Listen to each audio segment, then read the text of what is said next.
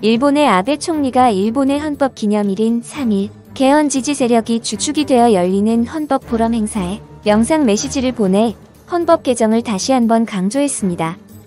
아베는 영상을 통해서 이번 감염병 유행으로 발령한 긴급사태 선언이 현행 헌법에 근거하지 않는다는 점을 들어 개헌의 필요성을 역설했습니다.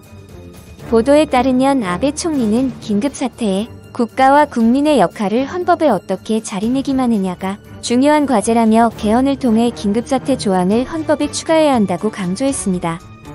사실 아베는 집권기간 내내 현행 평화헌법의 개정을 추진해왔는데 그 내용은 자위대 존재의 명기와 긴급사태 조항의 추가, 그리고 의원의 선거구 문제 등입니다. 즉, 아베는 전쟁을 국제 분쟁 해결의 수단으로 사용하는 것을 영구히 포기한 현행 평화헌법을 개정하여 일본이 침략전쟁이 가능한 이른바 보통국가가 되는 것을 추진해온 것입니다. 그런데 이번 헌법기념일에 아베는 대규모 감염병 유행 사태를 헌법 개정과 연결지어 마치 헌법에 긴급사태 조항이 없어서 정부가 제대로 대응을 하지 못하는 것처럼 포장하면서 개헌의 필요성을 강조한 것입니다. 이러한 아베의 주장이 일본 국민들에게 먹힌다면 아베는 천재 소리를 듣을 수 있을 것입니다. 즉, 아베의 꼼수가 통한다면 아베는 감염병과 개헌을 연결지어 코로나에 대한 자신의 무능과 실패를 헌법의 긴급사태 조항 탓으로 돌리고 또 자신의 수건인 헌법 개정까지 성공할 수 있으므로 일석이조의 성과를 거둘 수 있을 것입니다. 며칠 전 아베가 의회에서 코로나 문제에 대해서 한국과 협력하고 싶다고 발언한 것도 이러한 꼼수의 일환입니다.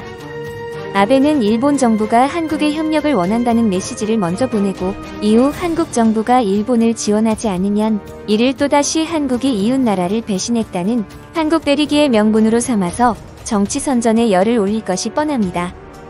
정작 의회의 공개적인 발언에서는 한국과의 협력을 강조하면서도 외교당국을 통해서는 공식적인 협력 요청을 하지 않는 아베 정부의 태도에서도 이러한 아베의 꼼수를 읽을 수 있습니다.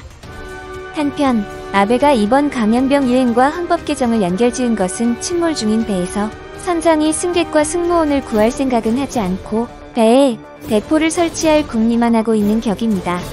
일본의 확진자가 15,000명을 넘고 사망자가 500명을 넘어선 상황에서 참 황당한 일입니다. 참고로 우리나라 헌법 제77조에는 대통령의 계엄 선포권이 규정되어 있고 제76조에는 대통령의 긴급명령권과 긴급재정경제명령권이 규정되어 있습니다.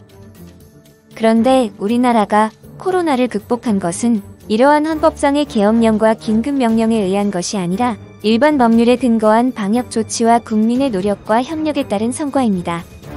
따라서 일본 헌법에 긴급사태 조항이 없어서 감염병에 제대로 대응하지 못했다는 아베의 주장은 그저 황당한 변명에 불과할 뿐입니다. 과연 일본 국민들이 아베의 변명과 꼼수에 다시 한번 속아 넘어갈지 또 아베가 헌법 개정에 성공할지 지켜볼 일입니다. 일본 국민들의 현명한 판단을 기대할 뿐입니다. 감사합니다.